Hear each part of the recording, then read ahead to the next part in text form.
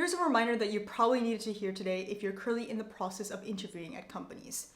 Interviewing is a two-way street in a two-way conversation. As much as the company is interviewing you to see if you're a right fit for them, you should be doing the same to see if the company is a right fit for you. I know in this current really crazy environment as well as job market, it's so tempting to get laser focused on the goal of just getting a job offer, any job offer. But in the mid to long term, if you end up joining a company and hating it anyway, you're probably going to have to go through this process all over again, which is obviously not ideal. So in order to avoid that, you need to make sure that you're taking the right amount of time and intention to see if this is the right fit for you. So today in this video, I'm going to share some key green flags to look out during the hiring process that can indicate to you that this company is a right match for you and the company is like solid in general, because that's quite important. So without further ado, let's get right into it. Coming in with a, to be honest, very high bar, something that I personally always look for in the initial stages of interviewing is asking myself the question after each interview, did that conversation energize me? Like, did I come out of that conversation feeling positive and energized and happy? And the reason why this is important is because usually this happens when the interviewer asks extremely thoughtful questions. We talked about really interesting topics, and I felt that I was able to accurately represent myself and my values and the experience that I had. So that kind of gut feeling is something that I definitely look for. That is not always the case, but I try to look for at least a few sprinkled in throughout the entire interview process.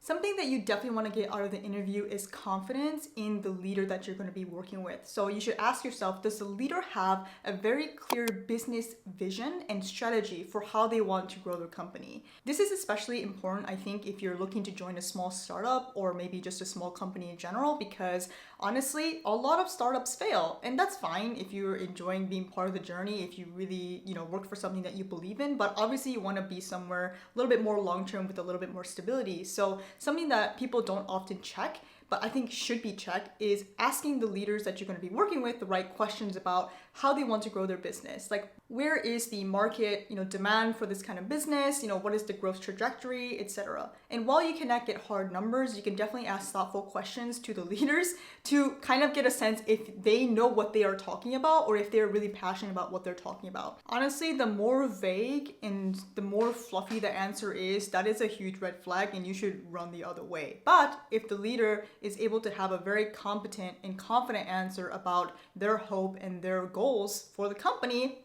green flags.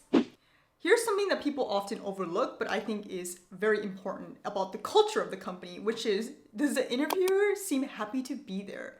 Do they have a smile on their face? Do they feel like they're, enjoying the conversation that they're having with you?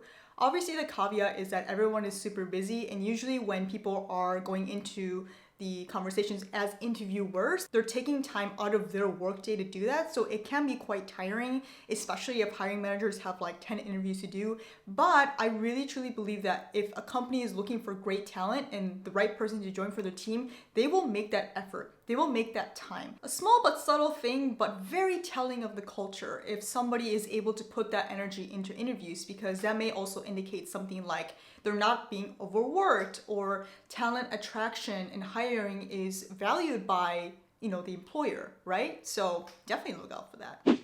Next is asking yourself, when you ask thoughtful questions to the interviewers, do they provide clear examples of the thing that you're asking for? First of all, if they are able to, this indicates that they also have a very clear vision about, the company and then their goals, but also they're able to reflect on their experiences accordingly and share that with you transparently. So as an example, let's talk about culture. What is the culture like at X company? They're always going to give you a fluffy answer, but can this person give you concrete examples of ways that, for example, a company showed up for their employees? How do they handle their layoffs? What other activities or ERGs or resources do they have to support employees? So think about the things that are really important to you and make sure you ask questions about them, because if they cannot provide a clear example or answers to that question, that probably means that the things that you value are probably lacking in that company. And yes, of course, the interviewer can also not be great at interviewing and be caught off guard, but if you worked at somewhere for a while, you know enough to share your experiences. So if they're not able to share that off the top of your head, I would be a little bit wary. The next green flag is if you vibe well with the interviewers. And I don't want you to make the mistake of thinking that having a similar personality and enjoying the conversation is the same thing as this, because no, this is actually more of a tactical question. When you're interviewing, these people that you're interviewing with are your key stakeholders, which means that if you join the company, those are the people you're probably going to be dealing with on a day-to-day basis. So can you really imagine working with this person? Even though they may be different from you and they have different opinions, perhaps different ways of doing things, do you get the sense that they will respect you? If you speak with your hiring manager, which is the most important, can you see this person actually supporting you? When you join this company, these people are going to be your teammates. Are you happy with that? Are you okay with that? If you go through the entire interview loop feeling like you didn't vibe on well with those values and with the way that people communicate and collaborate at that company, you should definitely run the other direction. Think about if you got in a conflict or disagreement with them. Do you think they would respect you? Do you think that they will have a really good discussion with you and work through it with you? Would people be willing to support you? These are the kinds of feelings that you should be looking for when interviewing. And if you can go through the entire interview loop thinking, yes, I would work with this person, this person, this person, this person, that is a huge, huge green flag, and honestly, probably the best way to assess for your culture fit. The last green flag is if the interviewer is able to give you a really clear vision about what the role scope that you're applying to is going to look like on a day-to-day basis, as well as how the performance is managed for this role. This is a very important thing because a lot of times when you interview for a role, you find yourself kind of asking, okay, I had a lot of conversations, but I still don't really understand what I'm going to be doing. And you should not let that go. You should make that as concrete as possible because you're going to be doing that job. So if the interviewers in the company doesn't even know what they're looking for, how do you know that you're a good fit? The performance managed part is also especially important because if they're able to say, these are the main KPIs for this role, this is what we want you to accomplish, that's a very clear way to assess your performance, right? If you and the company have different ideas of what a high performer looks like, that's going to be really frustrating on you when you feel like you did well and you do not get recognized for it, that you do not get promoted for it, and vice versa. The company may be asking you, why aren't you doing this, when you think that's not even, the focus of this job, right? So you want to make sure that there is a very clear understanding of what you're expected to do and then how that's going to be assessed. Listen, I know interviewing is really difficult. I'm in the process of it myself. And even if you are the best candidate in the whole world, it is still a grueling process which comes with a lot of rejections and no's to your face, which can be really shattering for your confidence and your hope too. So I know how difficult it can be, but my parting advice is to be confident. Do not forget that you are the 50% other half of the equation in the interview. I know it's very tempting to think that the company has the upper hand because they're the decision makers. Yes, that is true, but you also have the power to say no. And I know that it's really difficult to be put in this situation, for example, in a layoff or in a dire situation, and not give in to these temptations. But I guarantee you that you will have a better time and better experience at your next company if, again, you take the right amount of time and intention to it. And let me tell you a little truth bomb right here, okay? I know that not many of you are going to like it, but I really do believe in this, and this is the hill I'm willing to die on.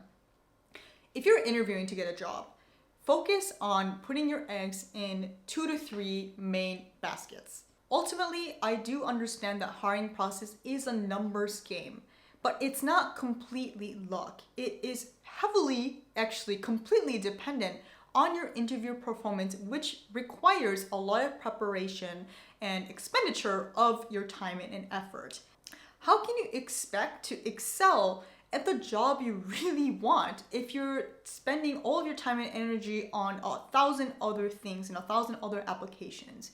If you can get to the interview stage of 2 to, I would say max 3, but realistically maybe 2 to 5 companies, that is like the maximum that I think you should be interviewing for at one time if you want to be really intentional about the job that you're going to get. Remember that the time you spend doing something, let's say preparing for one interview, that means you're taking time away from preparing for another interview. So instead of applying and trying to get interviews for thousands or, let's say maybe like dozens more realistically, of companies, really narrow it down to ones that you would be happy to say yes to, that if you got the offer from that company today, you would say yes to. Make sure you're putting the effort in the right things in the right places, and I'm sure that that will pay off.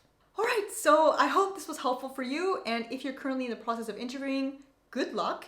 You can do this. Don't lose hope, and again, be very intentional about what you want to do next, because the companies will see that as well. They don't want to hire anyone who just wants to join the company just because. They really want to see true intention and true fit, so remember that, and come in confident.